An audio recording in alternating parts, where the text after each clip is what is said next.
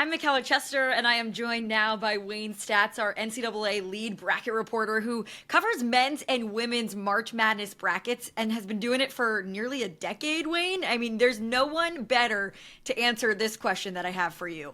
What do you think is more difficult or challenging, filling out a women's bracket or a men's March Madness bracket? So my answer is maybe a non-answer in that they're both difficult, but it's the trick is in different ways, if that makes any sense.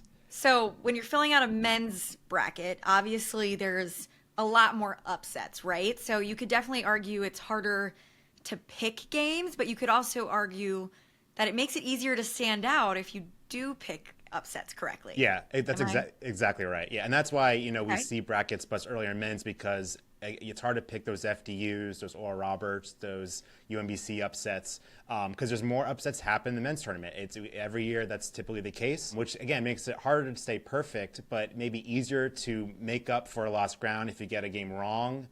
You can kind of recover because more people get games wrong in the men's bracket challenge game. So you're never really out of it, and well, unless you lose your championship pick or Final Four team in the first round, then you're kind of in trouble. But for the most part, you can kind of recover if you don't get everything right. You can lose 10, 11, 12 games overall in the men's bracket challenge game and still win the whole thing nationally. Yeah. So it's easier to kind of come back from stuff if you don't nail every game right on the men's side. But how long have women's been perfect typically and men? Like, let's compare those both. Yeah, so the men typically end late Friday night, so which usually means late in the first round, so the second day, while women's have lasted a little longer.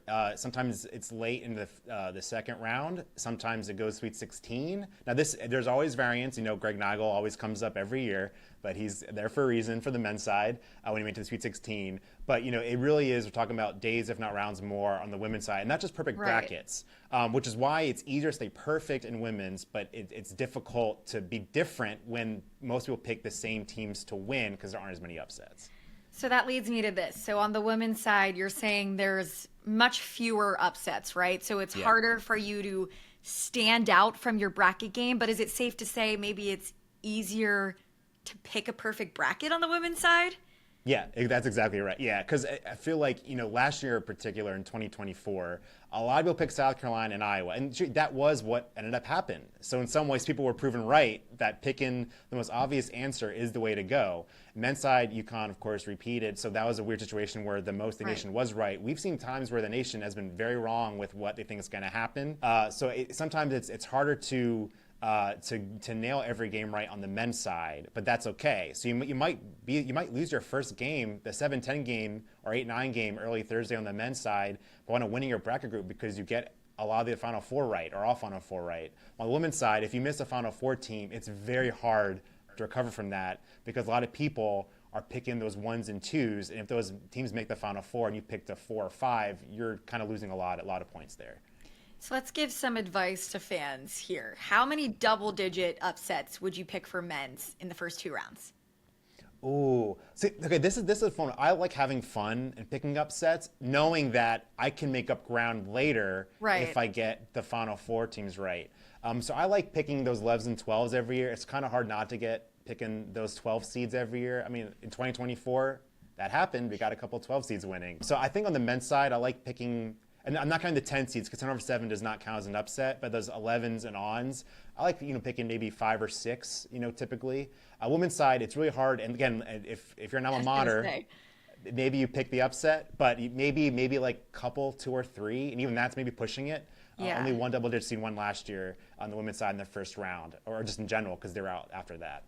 So it's very, very hard to kind of go perfect for everything. But women's, because there's fewer upsets, you can kind of just pick one 11 seed, and you could be perfectly right, and just like we saw last year. Right. So for somebody that's been looking at brackets for a very long time on both sides, is your strategy and process for filling out men's and women's bracket just a lot different? Yeah, I would say maybe not a lot different, but definitely different for sure. Again, I'm not stressing out the 5-12s on the men's side because I know if I pick, last year worked out, or 2024 picked out if you picked Grand Canyon to win, for example, in the first round. But if I picked a 12 seed on the women's side that didn't win, I'm probably missing a lot of points because that 5 seed could make the Elite Eight or something like that. So I'm not stressing out on the early rounds. Now, but you get the Final Four, all stress is the same because the event points really matter if you're picking the 1 or 2 seed or 3 or 4 seed to win it all. So there's more. It's more open to fun. If you want to go up to how to find fun with picking upsets on the men's side, you can take those risks and you probably won't get burned as hard. But on the women's side, it's hard not to pick those upsets because they do happen. It's just not as frequently where you're going to stay kind of in the game more if you go with chalk and maybe throw in 1, maybe 2 upsets, but keep those to 11s and 12s. Don't be picking 15 seeds on the women's side or men's either, but at least on the men's side it has happened. So your final answer, you don't have one? Depends on how you define difficult. Exactly. They're difficult in different ways, which makes it so much fun.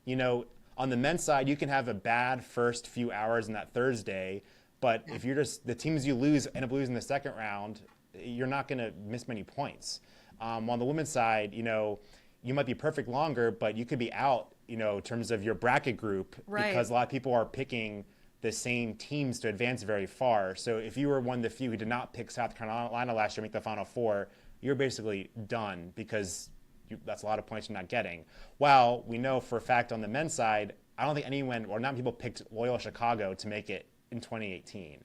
Right. So those upsets more often happen on the men's side. 6-11 seeds had made the Final Four on the men's side, and I don't think many people pick those. That we know many people pick those seeds to make it. And it's okay because there's less competition there to do that. On the women's side, it's typically 1s, 2s, and 3s that make it very far. So if you're picking an 11 seed to make the Final Four in the women's bracket, I would maybe start over. Well, thanks, Stats. Love the breakdown, and as always, we'll put it all to the test with these brackets. We'll see.